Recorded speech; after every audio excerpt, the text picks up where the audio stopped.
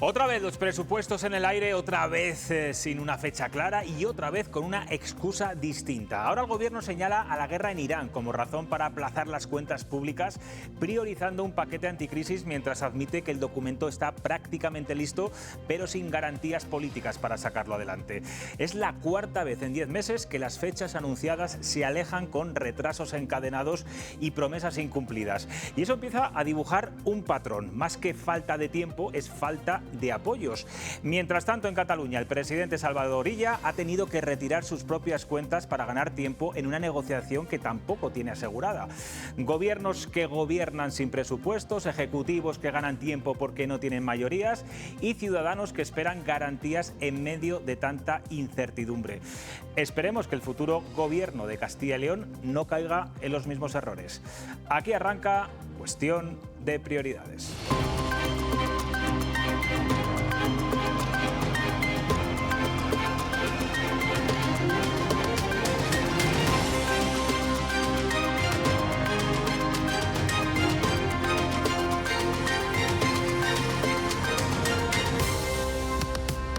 Gracias.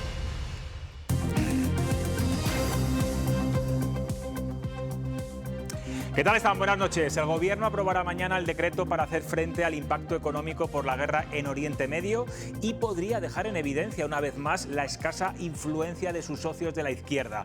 Todo apunta a que no llegará al Consejo de Ministros el llamado decreto ómnibus, ese paquete amplio de medidas que reclama Sumar. Ni tope a los alquileres, ni alivio en las hipotecas, ni tampoco una rebaja del IVA de los alimentos o descuentos generalizados en los carburantes.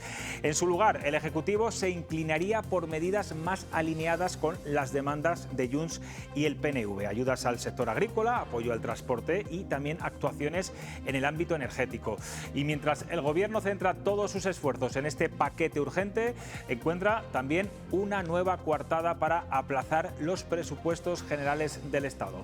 Laura Zembranos, buenas noches. Buenas noches, José Luis. Cuéntanos. Pues la excusa que pone ahora mismo el Gobierno es la guerra de Irán. Dicen que están centrados en aprobar las medidas que ayuden a aliviar la subida de precios y que, por lo tanto, los presupuestos pasan a un segundo plano. Su presentación se retrasará algunas semanas. Muy importante que los ciudadanos sean conscientes de la gravedad del momento, de lo trascendente que es este momento, de que España está en el lado correcto de la historia y de que, como hemos hecho en otras crisis, como la pandemia o como la guerra de Putin en Ucrania y su derivada energética, vamos a poner todos los recursos del Estado para responder a los efectos económicos y sociales de esta crisis. Y posteriormente podremos hablar de los presupuestos, pero el Gobierno de España está en esto. Los presupuestos se va a retrasar porque el decreto ley que estamos en este momento abordando ha sido prioritario. O sea, confirma sobre que se otras retrasa negociaciones. más allá de este Una semana. El líder de la oposición, Alberto Núñez Feijóo, lamenta esta nueva excusa del Gobierno y dice que utilizar ahora la guerra para retrasar los presupuestos es un insulto a la inteligencia. Este Gobierno es un zombi político que se ha instalado en nuestro país y que no aprueba leyes, no aprueba presupuestos, no tiene una política de defensa que pueda llevar al Parlamento porque ni siquiera sus socios están de acuerdo con ella. Es una falta de respeto a la inteligencia de los españoles decir que no se ha presentado el presupuesto porque hace 15 días ha empezado una guerra en Irán. Pero esto no se lo cree ni el propio presidente. Mañana viernes se aprueban las medidas para hacer frente a la subida de los precios por la guerra. Sumar, a través del ministro Bustinduy, quiere que en ellas se prohíba la subida de los contratos de alquiler y presiona al PSOE con este vídeo difundido en TikTok. Cuando empezó la guerra de Ucrania, el Gobierno aprobó la prórroga de los contratos de alquiler para evitar que la crisis la pagara la mayoría trabajadora. Hoy no podemos permitirnos menos. Hay que prorrogar automáticamente 600.000 contratos que terminan este año y que afectan a 1,6 millones de personas. Este Gobierno tiene una deuda con inquilinos e inquilinas y es el momento de saldarla. La realidad es que el PSOE de momento no contempla incorporar medidas sobre vivienda este viernes. Y un claro ejemplo fue esta secuencia que se producía ayer en el Congreso. Mónica García dice que sí se incorporarán y Bolaños no lo ve tan claro. ¿Va a haber medidas de vivienda en el decreto del viernes? Seguro. Seguro, dice la ministra Mónica García. Vamos a trabajarlo, vamos a trabajar. Hoy tienes buena imagen. Pues fíjese, si no se ponen muy de acuerdo públicamente en los pasillos del Congreso, como para hacerlo cuando se reúnan, que imagino que hoy, en estos momentos, también tendrán algún tipo de reunión o estarán detallando cuáles van a ser esas medidas que mañana nos van a anunciar y se va a aprobar en ese Consejo de Ministros extraordinario. Buenas noches, Cayo Sastre, Carmen Domínguez, David Felipe Arranz. Muy buenas noches. Hola, ¿qué tal? David. Y feliz cumpleaños. Gracias. Feliz cumpleaños. Santo cumpleaños, Día del Padre. Hoy por triplicado. Yo tengo todo. Soy un acaparador, soy un abusón. ¿Crees que el Gobierno aprobará mañana medidas que incluyan pues ese tope a los alquileres, como pide Sumar? O entiendo que van a aprobar medidas que susciten más el consenso, pues para evitar derrotas. Están centrados, y lo han dicho, en las energías renovables. Lo que les ocurre al resto de ciudadanos... De hecho, Pedro Sánchez se ha puesto como ejemplo en Europa. Europa, ¿no? Como ejemplo en Europa, pero hay que decir que junto a esta comparecencia pública, en el caso del Consejo Nacional del Mercado de la Competencia, que ha sido en paralelo, porque aquí ha habido la versión gubernamental, que es vivan las renovables, renovables para todos, como el café para todos, es decir, la palabra mágica que nos va a llevar a salir de la crisis, mientras los antiguos siguen tirando de las energías fósiles, nosotros somos renovables. Pero sale esta mujer de la Comisión Nacional de Mercado de la Competencia y dice, señores, que sí, el despliegue masivo de las renovables en el informe, pero ustedes no han sabido controlar el sistema de las renovables. Es decir, el apagón del 28 de abril que han puesto sobre la mesa es renovables sí, pero con cabeza, con sentido y organizando el espacio de las renovables. Entonces, que son adalides de las renovables, todavía está por demostrar, porque nosotros hemos tenido, lo sabemos muy bien, cuántas amenazas de apagón desde el gran apagón. Entonces, no van a salir adelante los presupuestos. Por supuesto que no, ya lo están diciendo en público. Tenían que haber quitado el IVA de los alimentos básicos. No lo van a hacer. Parece que no lo van a hacer. No lo van a hacer. Tenían que haber hecho un montón de medidas, ¿no? de las de apoyos a sectores afectados, las pymes. Ellos están en lo suyo, en las renovables, y no les vas a sacar de ahí. Es lo que yo he visto de la comparecencia que han tenido. Claro, pero Carmen, si finalmente no se aprueban las medidas, sobre todo el tope a los alquileres y de alguna forma también el tope a las hipotecas, todo lo que tenga que ver con ese bloque o ese batiburrillo ómnibus y esa parte de vivienda, es una forma de que el Gobierno o el Partido Socialista o Pedro Sánchez le está diciendo a Sumar es que ustedes cada vez tienen menos influencia, después de los resultados de Castilla y León menos. Totalmente. Tú decías, si mañana el tema de la vivienda va a formar parte de ese paquete, hace ya días que sabemos que no.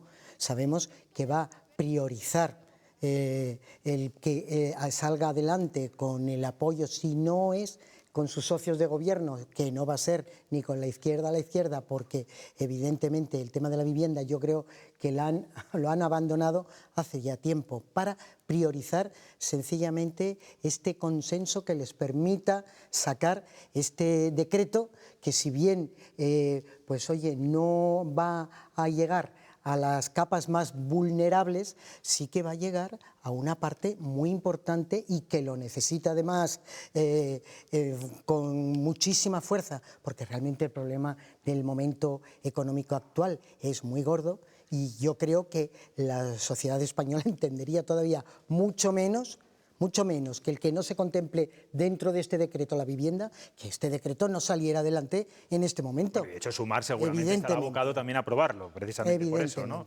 Bueno, veremos a ver. Yo creo que no va a sacar toda la artillería mañana el Gobierno. Esto tendrá que ir diseminándolo semana a semana o mes a mes. Cayo, ¿cómo lo ves? Pues estoy de acuerdo contigo. Yo creo que ellos van a ir poco a poco y van a sacar todas aquellas medidas que no pongan ninguna resistencia los socios y sobre todo los catalanes. Entonces, en cuanto toques el tema de la vivienda, Junts va a decir que no y se acabó. Entonces, ellos esperan que quizás si la situación se agrava, entonces irán colocando cosas y buscarán el apoyo de los partidos. De hecho, por eso utilizan ellos constantemente que es un decreto flexible por todas partes, porque van a esperar a ver cómo se desarrollan los acontecimientos. Yo estoy muy pesimista porque la guerra, como le decía David, se puede complicar y entonces los precios van a subir, la inflación va a subir, y no nos olvidemos que en España hay 12 millones de pobres, 12 millones que tienen 800 euros al mes, 10.000 euros al año, y que dentro de poco verás a gente en los supermercados, si esto continúa, mirando los precios más bajos y quizá echando o echando un vistazo a las papeleras a ver alguien se ha tirado algún producto caducado. No estoy exagerando, la situación yo creo que es muy complicada, pero ahora ellos se van a dedicar un poco a la ayuda esta fiscal de las renovables, de las energías, del petróleo y en último caso haciendo pagar la fiesta a las empresas, que esta es otra.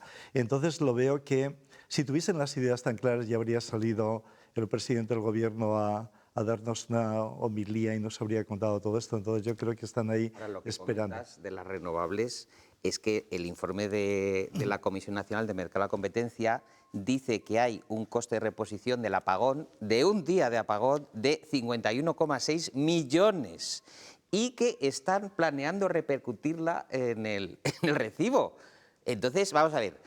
Nosotros tenemos que dejar las viviendas y al inquilino que no pague que se siga viviendo en la vivienda. Nosotros tenemos que hacer el coste de reposición, nosotros tenemos que asumir el coste de la gasolina, nosotros tenemos que asumir que el encarecimiento de los alimentos que necesitan los carburantes para producir, para el pienso, para las vacas, para todo. Es decir, el ciudadano, el Paganini, en la última cadena trófica de esta depredación que es la vida política española. Es así, o sea, nosotros estamos en el eslabón más débil y luego encima les votamos, pues es que es maravilloso, es el círculo perfecto, es el círculo perfecto. Bueno, en cualquier caso, más allá de las renovables, yo sí que entiendo y espero que mañana haya medidas, pueden ser incluso ayudas directas al sector del campo por el gasóleo agrícola, al sector del transporte, precisamente por los precios que ellos mismos dicen ya no podemos más, porque eso sí que es lo que va a hacer que dentro de pocos días, si no se soluciona, suba la cesta de la compra. Ellos han anunciado carburantes y fertilizantes, Bueno, ya es lo que han filtrado. Ya verás cómo, no, que tienes toda la razón, es que esto que decíamos, de que todas estas medidas van a tener que ir dirigidas a una población mucho más amplia que esa población definida como población más vulnerable, porque lo que tú decías, Cayo, respecto a lo que en ese supermercado que te has imaginado a la gente cogiendo, lo que sí que fue una realidad durante la guerra de Ucrania, y fijaros a los años luz que nos vamos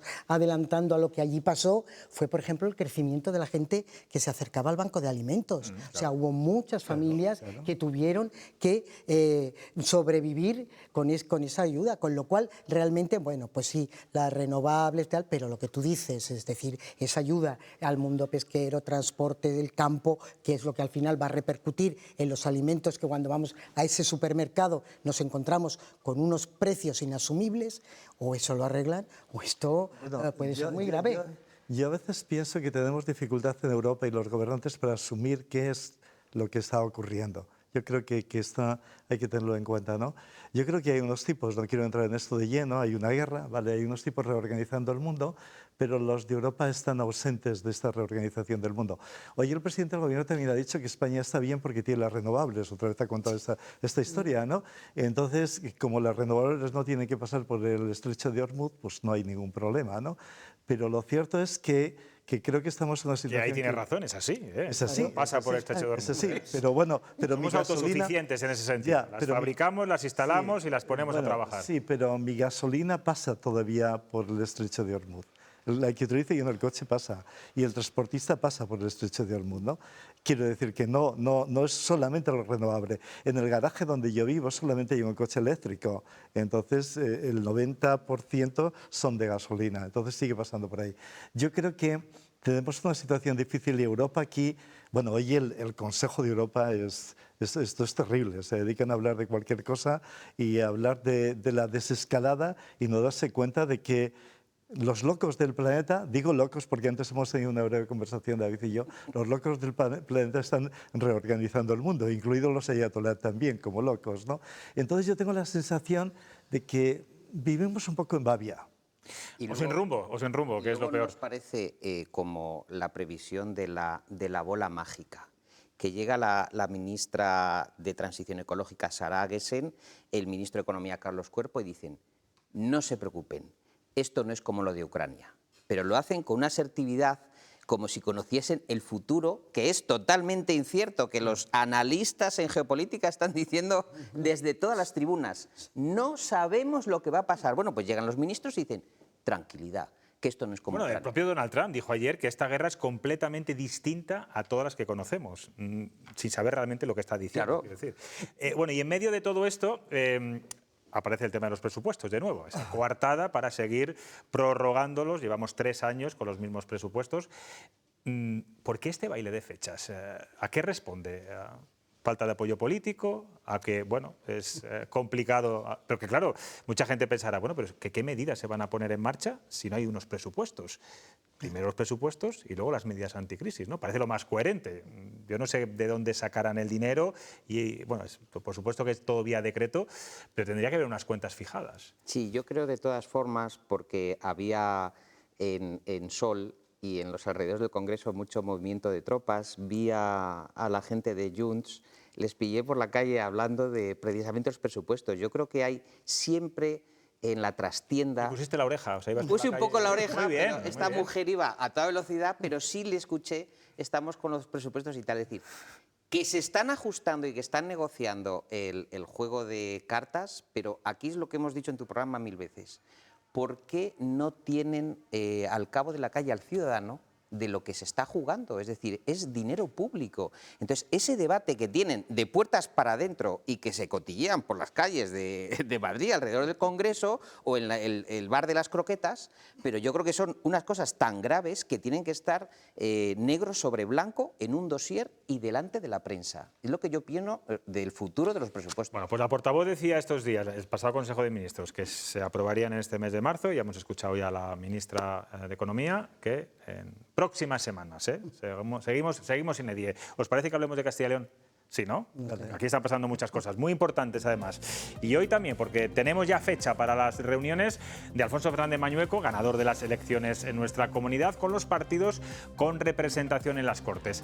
La primera ronda de diálogo se celebrará el próximo miércoles con Vox, que es la formación política con la que está obligado a pactar para que haya gobierno, y el jueves será con Soria Ya, por Ávila, Unión del Pueblo Leonés y por último con el Partido Socialista. Desde el PP y desde la Junta también insisten en que prefieren un gobierno en solitario con apoyos puntuales con Vox. Laura. Sí, hoy ha sido el portavoz del Ejecutivo Autonómico en funciones, Carlos Fernández Carriedo, quien ha insistido en esa idea. Prefieren que Vox no esté en el gobierno y que les apoye desde fuera. Yo creo que hemos sido más eficaces cuando ha habido un gobierno en solitario. Pero no se trata de lo que nosotros pensemos ahora, se trata de lo que piense la sociedad de Castilla y León. Y nos han dado 2 mensajes: el mensaje de que quieren un modelo de gobierno, que hay un partido que ha ganado las elecciones, pero también lo tenemos que hacer desde el diálogo, desde el acuerdo y desde el entendimiento. Bueno, y mientras se negocian posibles acuerdos electorales, Vox atraviesa, bueno, pues una de sus peores crisis internas. Por un lado está Juan García Gallardo, no para de lanzar duras acusaciones contra la dirección nacional. Por otro, los díscolos, entre ellos pesos pesados como Espinosa de los Monteros y Javier Ortega Smith, que han dado un paso al frente y exigen la convocatoria de un congreso extraordinario para debatir el rumbo del partido, el liderazgo y la estrategia. La guerra interna no da tregua y hoy se suma un nuevo capítulo protagonizado por el ex líder de Vox en Castilla y León, que sigue soltando bombas, eso sí, desde fuera. Si recordarán los ataques del ex líder de Vox en Castilla y León contra este partido, se los mostrábamos ayer, pues hoy ha publicado esto en la red social X. Bajo el título Patético, Santi, patético, comparte una captura de un mensaje de WhatsApp. Por el contexto se da a entender que es de alguien de dentro del partido, de dentro de Vox, que le informa de que la dirección ha dado orden a los responsables de comunicación y a miembros de los parlamentos para que publiquen informaciones contra Gallardo, a la vez que respaldan a Abascal. Y otro de los díscolos, Espinosa de los Monteros, hace hoy estas declaraciones en El Confidencial. Insiste en la necesidad de un congreso interno del partido a puerta cerrada donde se debería ver euro por euro el dinero de Vox. Añade que su intención, como uno de los fundadores, es recuperar el partido. Y todas estas críticas, las de Espinosa, Gallardo y Ortega Smith, según dirigentes de Vox, como Figaredo, vienen impulsadas por el Partido Popular. Feijóo hoy ha respondido a estas acusaciones. ¿Alguien se cree que el Partido Popular está detrás de las declaraciones o de las posiciones de los exdirigentes de Vox? No es justo, es falso. Nosotros no hemos hecho una sola manifestación, nada tenemos que ver, y no me parece justo transferir al Partido Popular una responsabilidad que no tiene. Nuestra pregunta de hoy trata precisamente sobre las críticas de los díscolos de Vox. El 67% cree que son acusaciones duras y que hacen daño al partido. El otro 33% opina que no afectan a la formación. Gracias, Laura. Enseguida hablamos de este asunto, pero antes quiero que hablemos de las negociaciones en Castilla y León. Como decíamos, el próximo miércoles Alfonso Fernández Mañueco se reúne con Carlos Pollán, el candidato de Vox. Pero a mí hay algo que me sigue sorprendiendo. ¿Por qué crees, Cayo, que el PP, Mañueco, veíamos al portavoz en funciones, sigue insistiendo que es mejor un gobierno en minoría con apoyos puntuales desde fuera de Vox, que es más eficaz este gobierno de estos 2 últimos años que los 2 primeros cuando hubo ese gobierno en coalición? Bueno, porque tengo que... ¿A quién está lanzando un mensaje? Está lanzando un mensaje. Tengo que decirte que si yo estuviese en la piel de Mañueco pensaría lo mismo y diría lo mismo, porque gobernar con apoyos puntuales en el Parlamento resulta mucho más fácil que gestionar una coalición. Lo estamos viendo ahora con Sánchez, ¿no? Manejar las... Mira, perdona que te interrumpa, Cayo, sí, porque bueno, esta imagen tiene su interés. Se ha producido esta misma mañana en la Universidad de Salamanca, donde ha recibido el presidente de la República de Italia el honoris causa, y ha sido, digamos, el primer encuentro entre Alfonso Fernández Mañueco y Carlos Pollán, de forma distendida. Después de ese acto también está Carlos Menéndez, que es el cabeza de lista de Vox por Salamanca, y ya me gustaría a mí saber qué están hablando en ese momento, pero no tenemos interpretación de labios ni nada, y bueno, en fin. Entiendo que la cosa está pacífica, ¿no? Están ahí hablando, habla más Mañueco, escucha a Pollán. Bueno, el miércoles podremos salir de dudas. Pienso que estaría hablando lo mucho que he hecho de menos la universidad. Quiero decir, bueno, o algo así. ¿No? A lo mejor no, a lo mejor no. A lo mejor están hablando de lo que estamos hablando, nunca se sabe. Pienso que gestionar las coaliciones es algo muy complejo, muy difícil, pero no solamente en España, sino en todos los países. Recordáis las coaliciones en Alemania, en Inglaterra, todo esto es muy complicado. Además, el que entra en coalición con el más grande siempre teme que se le acabe merendando el más grande. Entonces, es una situación difícil. Y el otro trata de... insisto sobre la idea, es muy complicado, pero creo que aquí los de Vox van a querer entrar en el gobierno, porque es lo que han dicho. Entonces volvamos otra vez a cómo gestionar. Yo creo que se necesita mucha inteligencia política, inteligencia de todo tipo para resolver este problema. Y espero que lo tengan, porque no hay otra alternativa que gobernar en coaliciones cuando la gente no ha conseguido la mayoría. Yo creo que habrá una coalición. Después recuerdas, cuando hubo la última coalición también, el grande trata de dar al pequeño las carteras más significantes y el pequeño se cabrea porque no puede hacer la política que él pretendía hacer. Lo digo por vos en este caso. Bueno, pero ellos no fueron insignificantes precisamente. Sí, la agricultura era importante, y empleo. Pero he oído que en este caso vos está con lo de la inmigración, el PP dice que esto es una legislación de carácter nacional. Quiero decir que es muy complicado. Yo espero de ellos inteligencia, sobre todo inteligencia política, para que ambos sean capaces de encajar y que las cosas funcionen y faciliten la vida a los ciudadanos. Pero, insisto, muy complicado. Carmen, pero fíjate que tú preguntabas ¿por qué por qué se mantienen en eso de gobernar en solitario cuando hace ya mucho tiempo, mucho rato que saben que eso no va a ser así, incluso ¿O ya, no? ¿O no? Nadie de esta mesa plantea el escenario de que finalmente es verdad que Vox ha dicho que quiere entrar en los gobiernos. Sí. También dijo que no quería entrar, al final está dando tumbos completamente en ese sentido.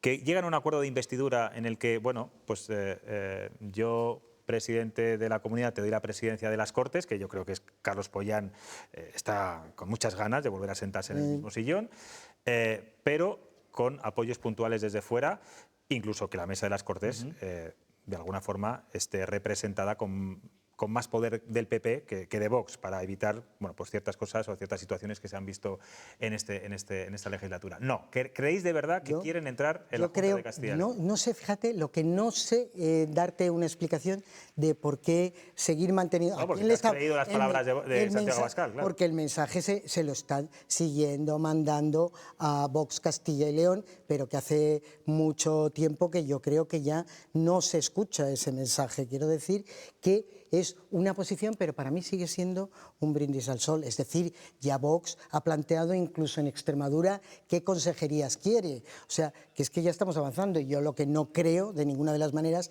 es que adopten un sistema de gobierno en una comunidad, otro en otra, que mucho me temo que todo esto va a ir por el mismo camino. Pero bueno, realmente el por qué seguir manteniéndolo, bueno, pues sigue siendo una pose de fortaleza, que sí que la tiene el PP ahora mismo, y realmente a Vox se lo puede todavía restregar un poquito con estos datos electorales que hemos tenido, pero que no va a ninguna parte, yo creo que no va a ninguna parte.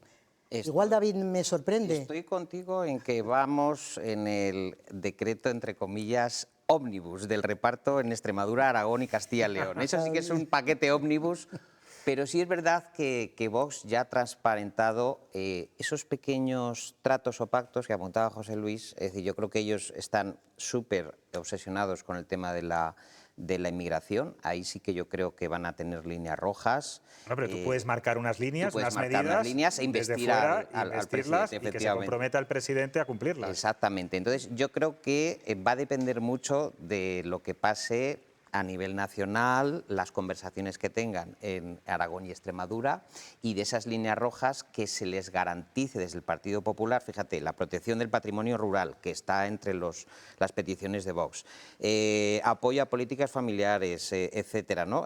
Rechazo a los acuerdos europeos que perjudiquen al campo. Todo eso que va en el bloque Vox va a ser las líneas duras de la negociación, pero creo que a lo mejor se pueden dejar caer cargos en el gobierno. Pueden sacrificarlo, pienso yo, con tal de investir al candidato y de que España entera no se les eche encima, en el sentido de, oye, estamos en julio, nos vamos de vacaciones y seguís sin formar gobierno, que puede ser el horizonte que se presente. Bueno, Mañueco al final ha conseguido un 3-1, ¿eh? Gracias a las elecciones en Castilla y León, parece que se va a desbloquear Extremadura, a Aragón y vamos a ver Castilla y León. Tampoco les ayuda mucho la escandalera que tiene ahora montada, con lo cual yo entiendo que Vox está ahora en una posición de debilidad a la hora de negociar, porque el roadshow que tienen ahora montado no es para sacar pecho. Venga, pues vamos a hablar del drog show. Es que la escandalera esta, vamos a hablar del drog show, es esta, claro, con lo cual incluso a la hora de decir, venga, pues apoyo para una investidura, pero salimos, no estamos en el gobierno, estar en el gobierno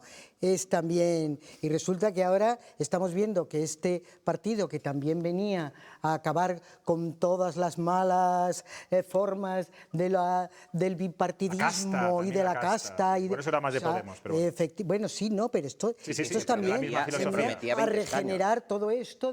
Y resulta que ahora vemos que el dinero opaco que circula, pues por ejemplo... Bueno, es verdad, y eso hay que decirlo, nadie ha denunciado a la Fiscalía, no hay ninguna querella contra esa financiación o esos recursos públicos que en teoría no se han utilizado como debiera, como dice o como denuncia Juan García Gallardo los medios de comunicación. Claro, es que tal como lo están haciendo. ¿Pero por qué crees que Juan García Gallardo se ha metido en este embolado y ha sacado toda la artillería posible para dañar al que era su partido? Pues no lo entiendo, personalmente no estoy en su piel, pero ese terminó mal, ¿no? Es que demasiado aguantado, ¿no, Cayo? Claro, aguantado mucho, callado. Demasiado aguantado, y yo diría que no con muchos éxitos, tampoco se le recuerda.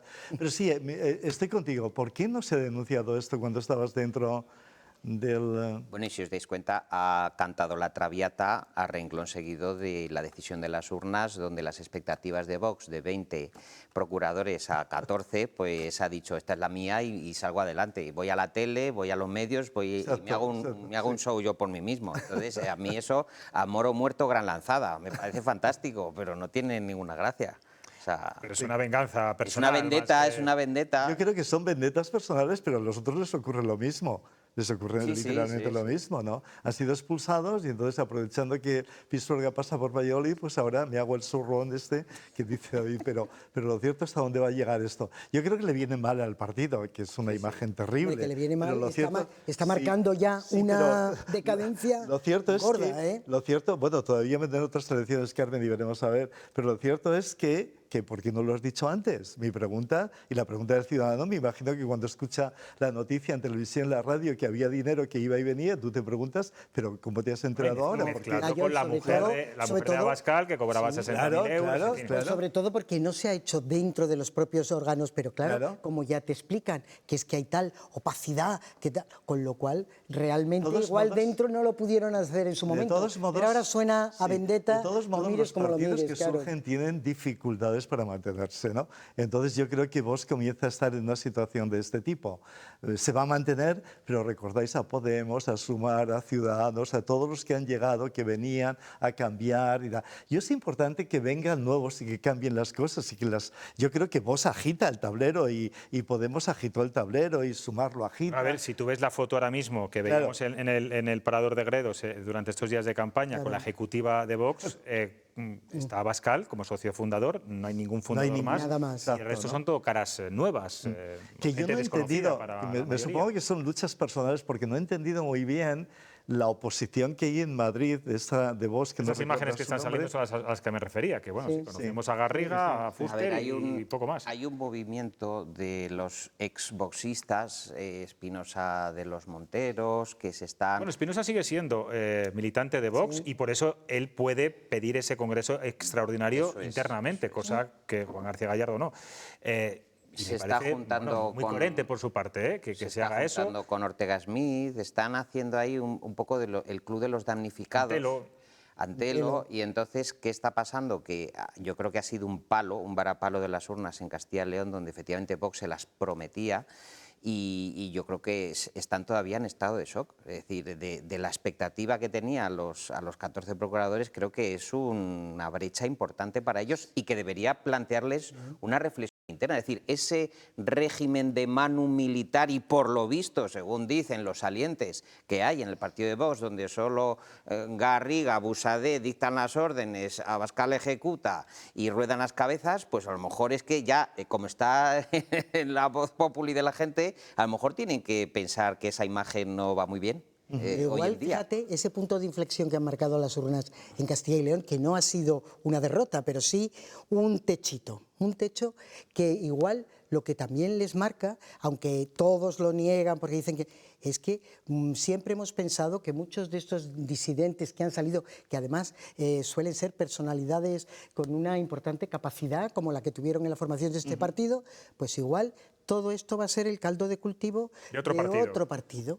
Yo eso otro más. Yo eso no lo pongo en duda. Yo lo siento por tus noches electorales que van a durar. Uno más que ha entrevistado. Pero sí, no sé si, sinceramente, pueden intentarlo, pero no sé si hay mercado para otro partido. No sé si hay mercado, pero es que realmente... A la derecha de la derecha, no sé si hay mercado. Esto les pasa a la izquierda. Fíjate cómo se puso... No sé si hay mercado para tanto. Pero la izquierda de la izquierda, mira cómo se puso. Quiero decir que la derecha de la derecha se puede... Mira cómo está. Ahora hablamos de la izquierda. Ahora hablaremos, que se puede parcelar, vamos. Carmen, pero tienes que los de la izquierda compiten con nacionalistas, independentistas, regionalistas y así sucesivamente. Esto les ocurriría lo mismo. No sé si hay mercado al otro lado de los dos grandes partidos para tener... La fragmentación es la antesala de la disolución, eso está claro. Entonces, es verdad que hay un episodio como el que están diciendo nuestros amigos, que es el de Ciudadanos, ¿no? Es decir, un partido de centro que queda totalmente disuelto ante la batalla de las urnas, ¿no? Que yo creo que son los episodios más luctuosos de la España moderna. La desaparición de Ciudadanos, ¿no? Una opción que aglutinaba un sinfín de sensibilidades y que no supieron llevar adelante. Tampoco. Decías antes, Cayo, que todo esto que está pasando, esta guerra civil interna que hay dentro de Vox, que puede perjudicar su imagen, incluso sus intereses electorales. ¿De verdad creéis que Vox se mide con los mismos parámetros que el resto de partidos? Porque yo tengo la sensación de que no. No de momento. Yo tampoco me imagino qué fuerza pueden tener todos estos, porque Gallardo puede poner twist todos los días. Me refiero al desgaste, y que al votante le influya todas estas noticias que estamos viendo. Yo creo que el votante tiene en su imaginario que el Gallardo será alguien que echaron y está protestando, y así puede que se solucione el tema, ¿no? Me cuesta creer la capacidad que tengan, porque Espinosa de los Monteros le llevó no sé, tú sigues la política en Madrid más de cerca, pero le llevo meses viendo cómo encontrar su hueco y nunca encuentra su hueco y va a presentar un manifiesto y luego una fundación y luego no sé qué. Les caen muy bien algunos del PP, me imagino, pero para traerse a los de Vox, pero no es fácil en este mercado político tan fragmentado encontrar el producto que atraiga, hasta que no se desgaste del todo, el producto que ahora tiene Vox. No hay mamandurria suficiente para tanto diputado, esa es la verdad. No quería decir esto. Dilo, no pasa nada. No quería decir esto, pero... Mamandurria, qué bonita palabra, ¿eh? Que sí, Qué bonita sí. palabra, sí, sí. Te aviso que tiene copyright, ¿eh? Nos faltaba... Además de un tertuliano tuyo de Madrid. ¿El qué? Mamandurria, sí. Claro. Creo que lo dice Graciano Palomo, si no me equivoco. Lo dice Graciano Palomo. Es de Graciano. Le pega completamente al Arandino. Vamos a hablar de la izquierda a la izquierda del PSOE, o según algunos, la extrema izquierda. Bueno, como saben, sigue dando tumbos y buscando fórmulas para sobrevivir después de los batacazos electorales en Castilla y León y Aragón.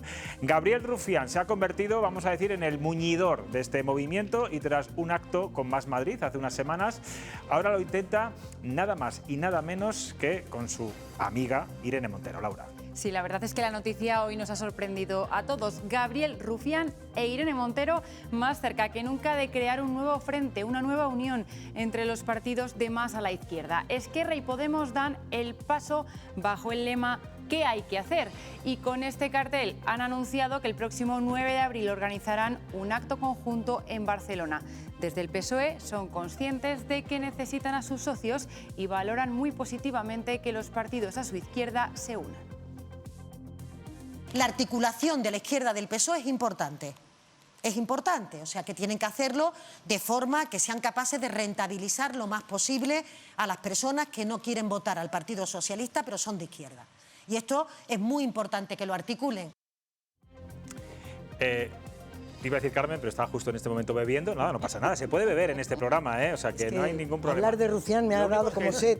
Que no me hagas publicidad de la botella porque todavía no nos patrocina nadie. ¿Hay partido? Al zapping vas, ya lo sabes. Al zapping, ¿no? que voy. ¿Hay partido en la izquierda o lo das a la izquierda, baja a la izquierda o lo das por perdido?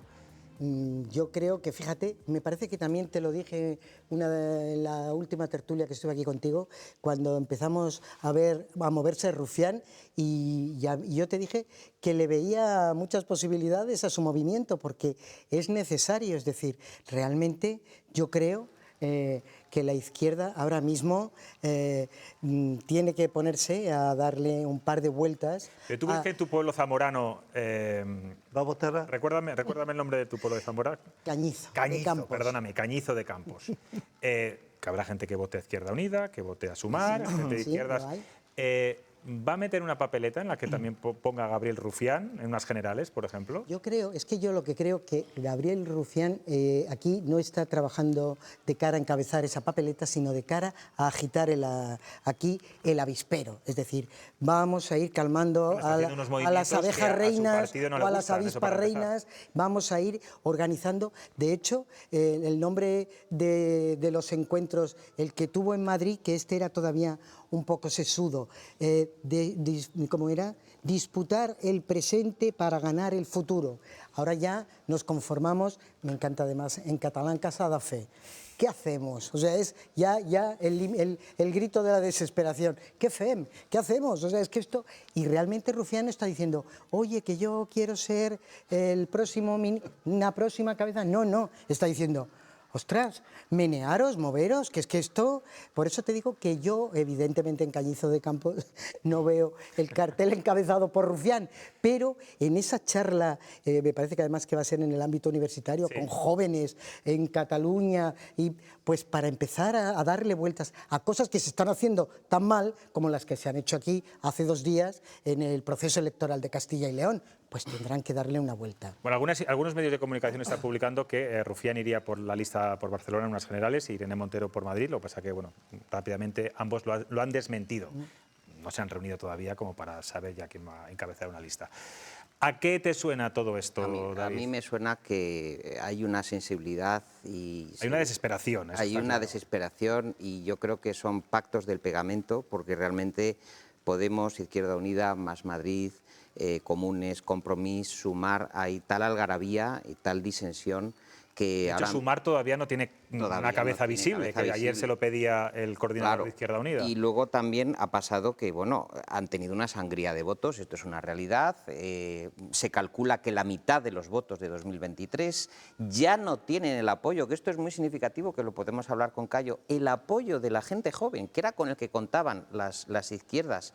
Las fuerzas progresistas ya no lo están teniendo, hay un voto más conservador de la juventud, que esto a nivel sociológico me parece muy interesante. Y luego... Bueno, ha sido fagocitado por el Partido Socialista, claro. Sí, puede ser también, pero el caso es que tampoco hay un liderazgo claro, se lo están disputando. A Gabriel Rufián unos no lo quieren, a Irene Montero hay otros que tampoco lo quieren. ¿De verdad alguien cree que Irene Montero puede liderar? Ella lo cree. Porque yo acepto el argumento de Carmen. Oye, Gabriel Rufián es una persona que tiene unas ideas progresistas, que encima cae bien, que es un gran comunicador, que yo creo que es un gran político, pero visto también desde Cataluña o desde España, pero no para España, vamos a decirlo así, aunque él se está españolizando cada día. Pero Irene Montero, ¿de verdad? No sé. Cayo. No lo sé, yo cuando he visto el cartel hoy me imagino que lo primero que te pasa por la cabeza es ¿qué hacer? ¿Qué habéis hecho? Esta es la gran pregunta. Para llegar a esta situación en que os preguntéis ¿qué hacer ahora? Y luego cuando he escuchado a la vicepresidenta del Gobierno decir que está bien que haya unos tipos al otro lado porque ya me he merendado unos cuantos, entonces... Está bien que hay algunos necesita para gobernar. Claro, está bien que hay algunos que me ayuden.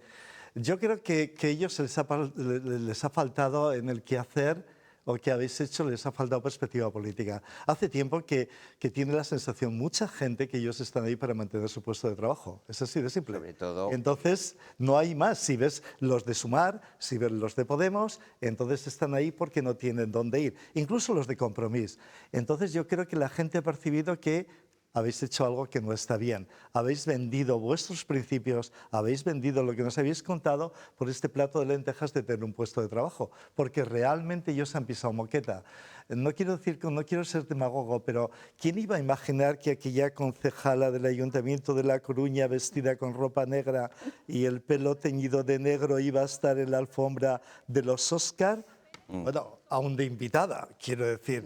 Que creo que ellos se han desgastado a sí mismos, ellos han destruido las expectativas, ¿no? Y ahí aparecen los jóvenes que se van porque no tienen ninguna expectativa en ellos. Ante esa afirmación que haces, tenemos aquí al mayor cinéfilo de este país y a una de las personas que más sabe de cine, y no lo digo por exagerar.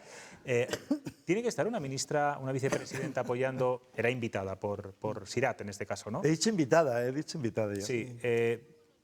Yo creo que Mariano Rajoy también fue cuando la película del abuelo, que ganó un Oscar, si no recuerdo mal. Yo creo que lo suyo es, en tal caso, el ministro de Cultura en representación de la cinematografía española. Pero es gallega, la película ya, gallega. Pero que sea gallega y la película sea gallega no tiene nada que ver. A mí me ha parecido una pasada de frenada que ha tenido y que no le está perjudicando porque, efectivamente, precisamente el ala izquierda de Podemos, Izquierda Unida y Más Madrid le está reprochando a Sumar y a Yolanda Díaz que esté ayudando a sostener el gobierno de Pedro Sánchez y no hacer frente a las reivindicaciones de la vivienda y no apretarle las tuercas. Entonces, estos gestos de élite que tiene la viceministra pues juegan mucho en su contra. Y es verdad que el viaje que ha hecho a Hollywood, cuando vino del avión, que tenía la cara de recién despertada, pues la prensa se le echó encima y dijo, ¿pero a usted le parece normal cuántos han sido 7.000 euros que se le el billete? Y luego, claro, las dietas supongo que aparte, pero que yo creo que ahí les puede la transformación, como decía Cayo, del vestuario. Sí. La evolución se ve. Creo que es una buena imagen. Sí. Esto les ha ocurrido a todos ellos. Sí, a todos. A todos ellos en alguna medida. Porque incluso Rufián, pero todavía no se ha descubierto esta faceta. Cuando te acostumbras a pasear por el Congreso, por el Palace y por el circuito de grandes hoteles de 5 estrellas, donde no se ve la pobreza y no está el supermercado Día. Allí no está el supermercado. Perdón, estoy haciendo... Bien. Bueno, ya lo has dicho. O sea, bien. No podemos ir para pero atrás. esa es una realidad, ¿no? Y cuando la prensa te persigue y cuando estás en las páginas de los periódicos, entonces vas perdiendo la perspectiva y a quién representas. Y esto les ha ocurrido a todos ellos. Yo creo que el ejemplo de Hollywood representativo es la decadencia de Sumar. Sin ir más lejos, el paso de Vallecas o mi Vallecas en todas las entrevistas, no me sacarán de aquí ni con agua caliente. Pablo Iglesias. ¿Cómo es? Galapagar y a los Galapagar. 6 cuartos de baño de la Preisler, pues y la piscina, me parece que hay una sobrada también. Entonces, ¿cómo lo han salvado ellos? Diciendo, nosotros es que cabalgamos contradicciones, pero es que todo es una contradicción. Todo es. Es demasiada cabalgada, me parece a mí. O sea que, José Luis, ¿te parece poco que se pregunte qué hacemos? O sea, Sí, ¿qué hacemos? ¿Qué hacemos? Bueno, pero es una gran pregunta. Una gran pregunta. En ese te quiero sentido, decir. Y me además- parecen muy honrados, ¿no? Y muy realistas. Claro, ¿Qué hacemos? Y que realmente no están hablando, como tú bien decías, aunque se rumoreaba el rumor de que estar en cartel en la cabeza de cualquier... No, realmente es ¿qué hacemos? ¿Qué hacemos? Que es absurdo estos palos de ciego que se va dando y que la ministra, aunque sea gallega, es decir, en estos momentos, tal como está el partido, que desaparezca en unas elecciones, aunque sean autonómicas. A mí Yo creo me que lo que parece sí que va a poco conseguir serio, de verdad. Rufián, porque en eso es muy inteligente, es unir a toda la izquierda. Lo que no antes Podemos no querían entrar en esta coalición por aquello de Sumar. Una vez que se ha ido Yolanda Díaz, parece que todo es más fácil. Bustinduy está diciendo que con él no cuenten. Oye, para que no cuenta quede muy para trabajar, machista, pero no para liderar. para que no quede demasiado machista en nuestros comentarios sobre el vestuario, os diré que el vestuario de Rufián también ha cambiado mucho. Hombre, Desde claro, aquellas claro, sí. camisetas con sus eslóganes y tal. Bueno, y siempre ha sido muy ahora, moderno. Oye, Bueno, ya- pues, y ya quiero es- apuntar algo. Puedes unir a la izquierda, pero es como esos grupos que vuelven a unirse otra vez. El éxito es fugaz también, ¿no?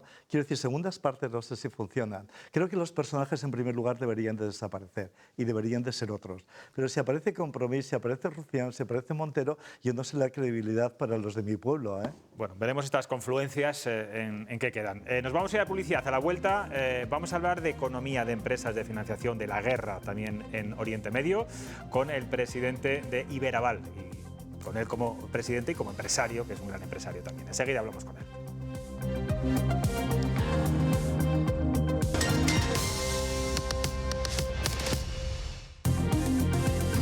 Seguimos en cuestión de prioridades. Las empresas cada vez necesitan más financiación y sobre todo ahora con la inestabilidad económica mundial que atravesamos ya desde hace meses. En Castilla y León contamos con una sociedad de garantía recíproca, Iberaval, que hoy ha presentado sus resultados de 2025 y como primer titular podemos decir que la economía se mueve porque han facilitado 688 millones de euros, un 5% más que el año anterior. César Pombián es su presidente y está hoy aquí con nosotros. ¿Qué tal? Buenas noches. Buenas noches, José Luis. Bueno, si aumentan los socios, entiendo que es porque la situación económica en nuestra comunidad va bien. Entiendo que Iberaval es un termómetro también para pulsarlo. Siempre decimos que somos el mejor termómetro de cómo va la economía en la microempresa y en la empresa, ¿no? Y consideramos que la economía en el año 2025 ha ido razonablemente bien. Es verdad que hay problemas estructurales, problemas que hay que solventar, pero es verdad que en términos generales la economía ha ido bien y de ahí se muestra que los 40.500 socios que han confiado en nosotros en esos 688 millones. De los ¿Cuál que sería el hablabas. principal problema estructural del que habla? Bueno, yo creo que hay varios, ¿no? Hablamos del absentismo, hablamos de la burocracia, hablamos de problemas que no han querido resolver ningún tipo de gobierno, ni ningún tipo de asociación y que hay que tomar medidas en él. Hablabas del absentismo. Según el último estudio empresarial elaborado por el Consejo Regional de Cámaras de Castilla y León, el absentismo laboral es el principal escollo para mejorar la competitividad empresarial. ¿Cómo y, sobre todo, desde dónde se tiene que poner solución a esto? Bueno, yo creo que tiene que ser un conjunto de medidas y un conjunto de actores. No es responsabilidad de una parte ni responsabilidad de la otra parte. Entonces, tanto el Gobierno como la patronal, como los sindicatos, como el propio empresario, son los que se tienen que poner de acuerdo para intentar poner coto a este tipo de prácticas y a este absentismo que, si no recuerdo mal, la última cifra que dio el Banco de España se cuesta 15.000 millones a la economía española. ¿Y los sindicatos están remando en este sentido? Yo creo que ninguno está remando porque ninguno está poniendo tareas sobre la mesa. O sea, se están quejando mucho de esta cifra, como estoy haciendo yo ahora mismo. Nos estamos quejando mucho de esta cifra, pero no hay un plan concreto por ninguno de los lados para sacarlo adelante. Un plan de control, entiendo, fundamentalmente. Bueno, un plan de control, un plan de incentivación de que este absentismo se reduzca, un plan de mejora en los sitios donde el absentismo sea repetido y que haya problemas estructurales de los trabajadores que haya que solventar, ese tipo de cosas. La mayoría de sus clientes, por decirlo así, son pymes, autónomos y proyectos, decía usted esta mañana en la presentación de los datos, que levantan la persiana cada día y arriesgan su patrimonio. ¿Es Castilla y León una comunidad emprendedora? Que da la sensación a veces que no tenemos esa imagen desde fuera. Bueno, no tenemos esa imagen ni desde fuera ni desde dentro, pero es por nuestro propio carácter y por nuestra falta de marketing y cómo nos vendemos. Pero considero que Castilla y León es una tienda de emprendedores, una tierra que ahora podemos sacar pecho de una situación económica en la cual estamos siendo mejor que muchas regiones, y una tierra en la cual nos centramos en el trabajo y sacrificio, pero no en vender lo que hemos conseguido hacer. Por eso tenemos esa impresión de la que tú hablas. ¿Y cuál es el perfil tipo de clientes, digamos, que van a Iberaval a pedir financiación? No sé si es gente joven, gente pues, que a lo mejor está en una edad complicada y tiene que renovarse. Tenemos de todo. Mira, para que te hagas una idea, nuestra operación media son 181.000 euros, con lo cual quitamos a las grandes empresas de esa ecuación, ¿no? Pero tenemos desde el bar de la esquina que quiere abrir un nuevo bar y que pide 60.000 euros para poder pagar el alquiler, la maquinaria y empezar, hasta empresas constructoras para hacer promociones, hasta grandes empresas o líderes como puede ser los restaurantes Ibuya, que también son clientes nuestros. ¿Cómo está afectando la guerra en Oriente Medio a la confianza de las empresas para invertir, para contratar, para pedir préstamos, para pedir financiación? Hoy lo hablábamos en el Consejo de Iberaval. Es pronto, a lo mejor es pronto todavía. Es lo que considero. Yo considero que todavía es pronto, ¿no? O sea, nosotros, la actividad todavía no se ha resentido, pero nosotros venimos viendo la actividad de las operaciones presentadas hace 20 días.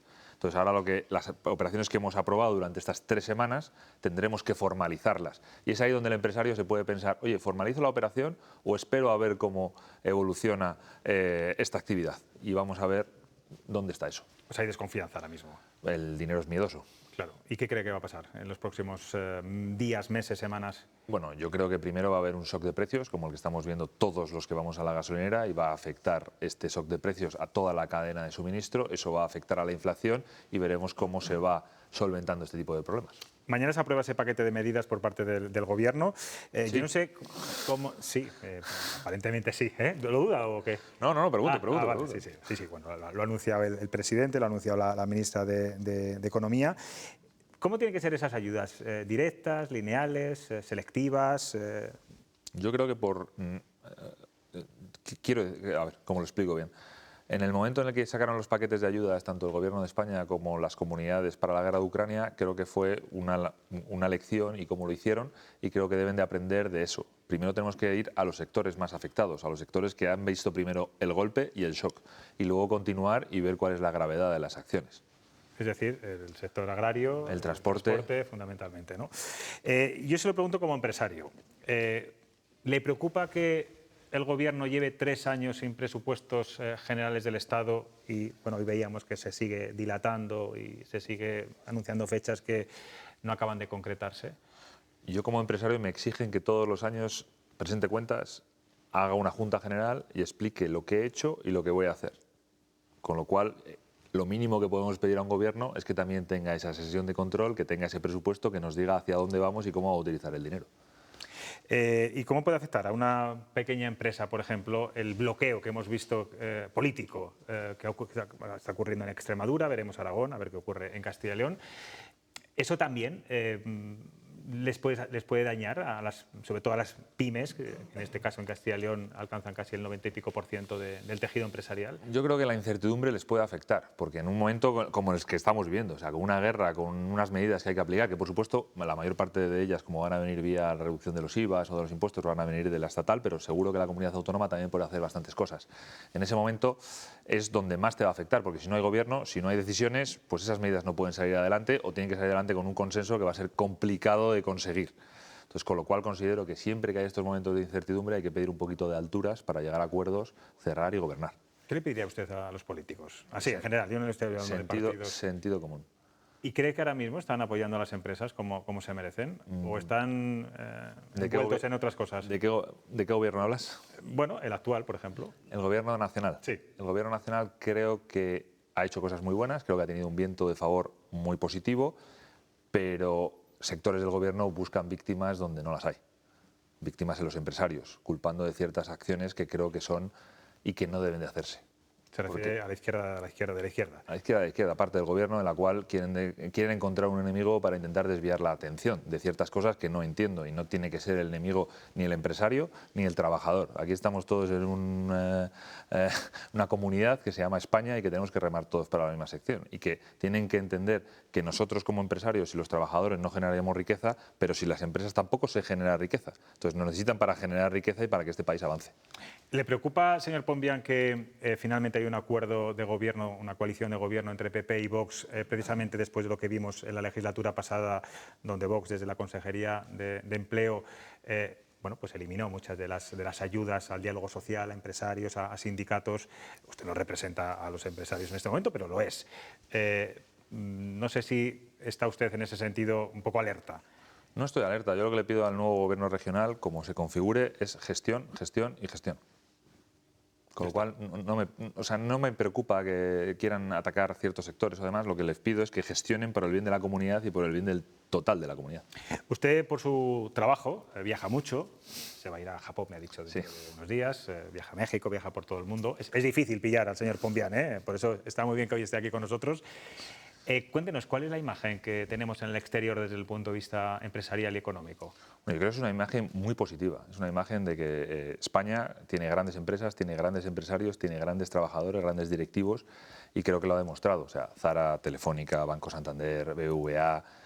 Tenemos muchísimas empresas que son banderas en sus sectores y que están reconocidas, no solo en Latinoamérica, que es nuestro mercado natural, sino en Europa, sino en el exterior, sino en Asia también. Estamos estrechando muchos lazos con Asia actualmente, en la economía española, y creo que estamos muy reconocidos. Somos gente fiable, gente trabajadora, y que tenemos esa imagen positiva y de gente que hace que las cosas pasen. Antes de que pregunten también mis compañeros, le quiero formular, ¿le preocupa Donald Trump? No me preocupa Donald Trump personalmente. Bueno, sus acciones, sus aranceles, sus medidas. Me preocupa que ciertas medidas que esté tomando estén generando la inestabilidad que están generando. Entiendo que él tiene que gobernar para los Estados Unidos, pero está afectando a todo el mundo. ¿Se da cuenta que hablamos mucho de inestabilidad?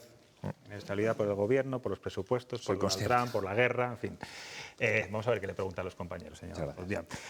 David.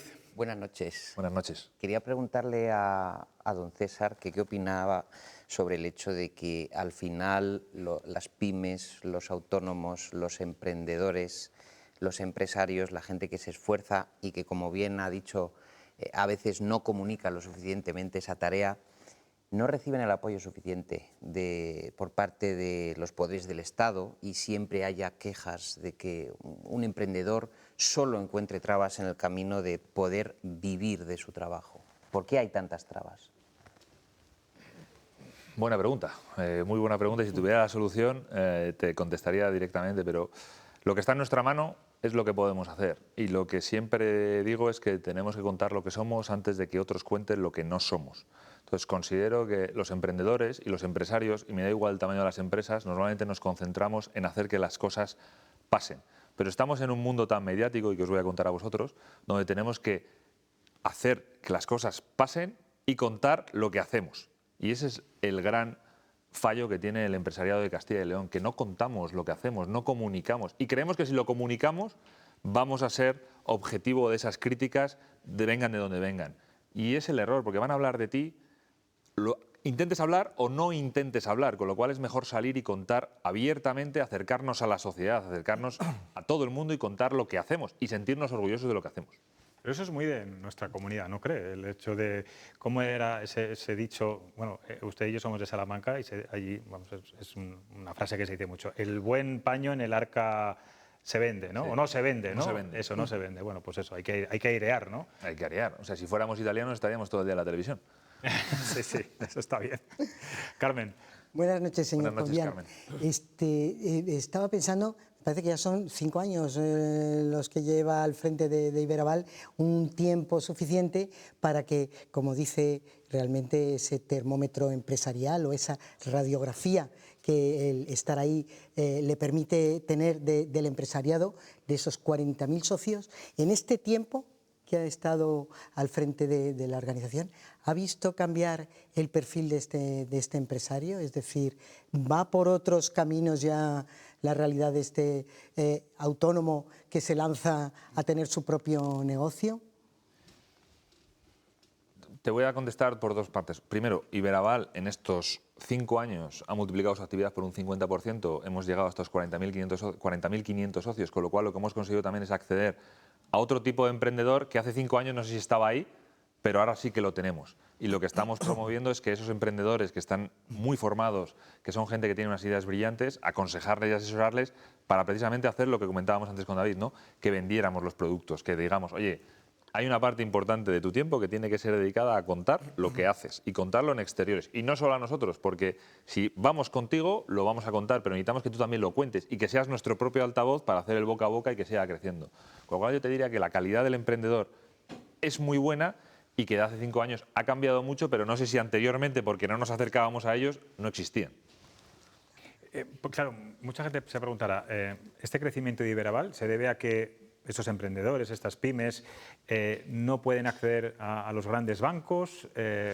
¿Ustedes lo facilitan todo mucho más? El hecho de que ya no haya, en fin, hablo de casi del Pleistoceno, las cajas de Castilla y León también ha perjudicado ese acceso a la financiación, a los créditos. Bueno, yo siempre digo que Iberaval somos un complemento a la banca tradicional. O sea, nosotros, ni ellos pueden vivir sin nosotros, ni nosotros podemos vivir sin ellos. Lo que hemos hecho es una labor, el equipo de Iberaval lo que ha hecho es una labor de trabajar, trabajar y trabajar y llegar a muchísimas más empresas y darnos a conocer, porque el problema que también tenía Iberaval hace tiempo es que había poca gente, primero, que entendiera lo que era Iberaval y segundo, que conociera lo que era Iberaval, con lo cual la labor y una de las grandes labores del equipo ha sido dar a conocer Iberaval para llegar a muchísimas más empresas y poderlas hacer crecer y asesorarlas en cómo hacen esos proyectos de crecimiento. De hecho, yo le he presentado al principio como Iberaval de aquí, de Castilla y León, pero están implantados también en La Rioja, están también en Madrid, no sé si en algún sitio más. En Galicia y recientemente nos hemos fusionado por absorción Cantabria. Cayo. Hola, ¿qué tal? Buenas noches. Buenas noches, Cayo.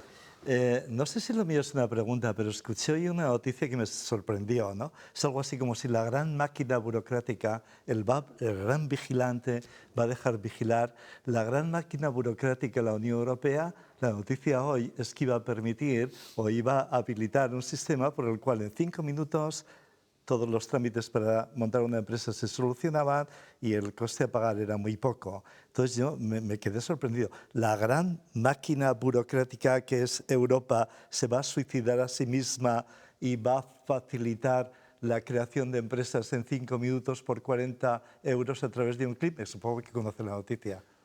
Para competir, añadían, para competir con Estados Unidos, para competir en un mundo globalizado. Y yo en ese momento ya estaba pensando, pero ¿realmente esto es cierto?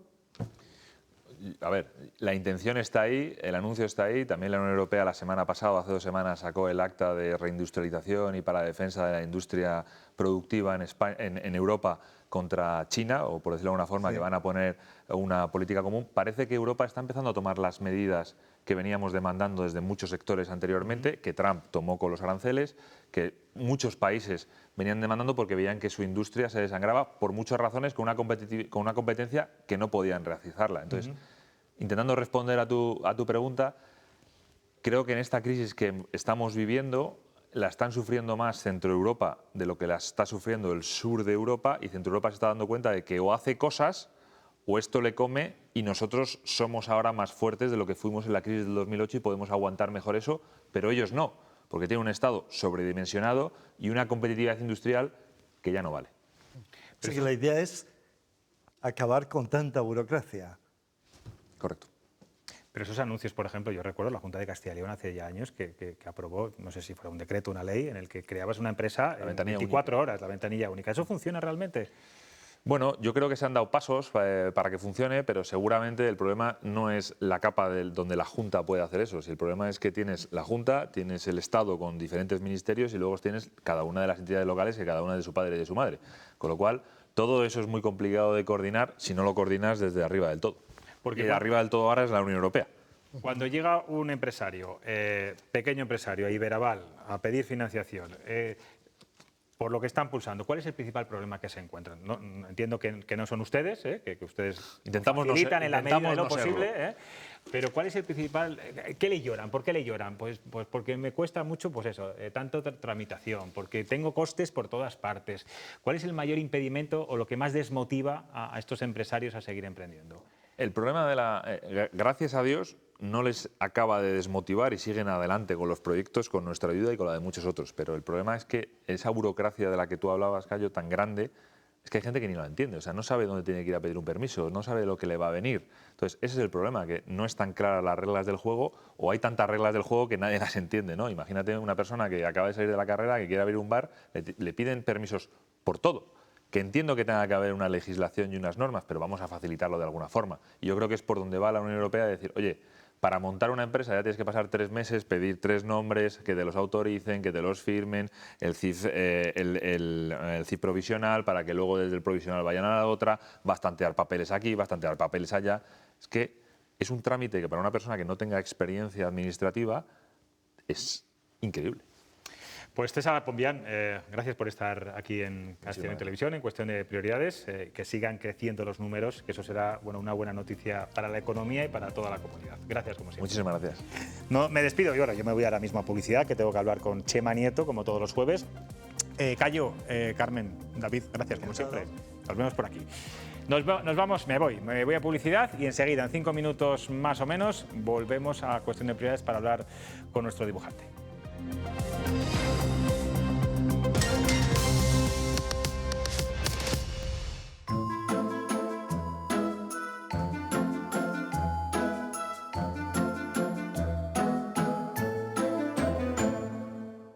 Buenas noches, Chema. ¿Cuánto tiempo sin charlar contigo los jueves? Las elecciones se habían hecho dueñas de todo en cuestión de prioridades, es normal. Pero el tiempo es una máquina implacable que todo lo devora, incluida la política. El tiempo no se detiene, Chema. ¿Sabes que mañana empieza la primavera? Tras las elecciones llega el equinoccio y en un par de domingos el cambio de hora. Se alargarán los días y florecerán los campos tras este largo y lluvioso invierno electoral. Pasaron las elecciones, pero seguimos con los ojos puestos en el calendario político. Chema, no te me escapes con flores primaverales. El 14 de abril se constituyen las Cortes y el 7 de mayo expira el plazo para que sea investido presidente el candidato que proponga el nuevo Parlamento. Pero ¿de verdad quieres que sigamos hablando de política, José Luis? Ten piedad con nuestros pobres espectadores a estas horas de la noche, hombre. Pues es que la política manda, Chema. Además, no ha habido muchas más noticias de interés a lo largo de esta semana. ¿Cómo que no? Se ha celebrado el certamen de la mejor torrija de España, que no es la que llevaba algún político en la noche de las elecciones, sino la ganadora entre un centenar de restaurantes de 14 comunidades autónomas. El ganador de este concurso organizado por la Diputación de Valladolid ha sido la torrija del restaurante Talavera de Valladolid. Una torrija tradicional, elaborada con pan de buecillo del día, textura uniforme y servida acompañada de media bola de leche merengada con canela. No me digan que no da más alegría hablar de torrijas que de resultados electorales. Bueno, estamos en época de torrijas. Además, se acerca la Semana Santa. Torrijas, hojuelas, potajes de Cuaresma, productos maravillosos de temporada que no sabemos si acompañarán a Carlos Pollán y Alfonso Fernández Mañueco en las negociaciones que van a entablar la semana que viene, acompañados de David Hierro, que se las dará de duro e implacable, y de Carlos Fernández Carriedo, que se las dará de conciliador e ingenuo, mientras ata de pies y manos a sus contrincantes. Hombre, experiencia en estas lides no le falta a Carriedo, desde luego. Se ha insistido mucho en que las conversaciones entre PP y Vox tendrán lugar en Valladolid y no en Madrid. Es un alivio, sobre todo porque se ahorrarán los sobresaltos de los retrasos de Renfe. Bueno, ayer mismo más de 30 trenes se vieron afectados en Castilla y León por retrasos debidos a una incidencia en el centro de señalizaciones de Atocha. Algunos de estos trenes estuvieron parados en mitad del campo. Por lo menos a partir de mañana, los viajeros afectados por estas situaciones podrán disfrutar de la belleza de nuestros pinares y campiñas floreciendo en primavera. Buen fin de semana, José Luis.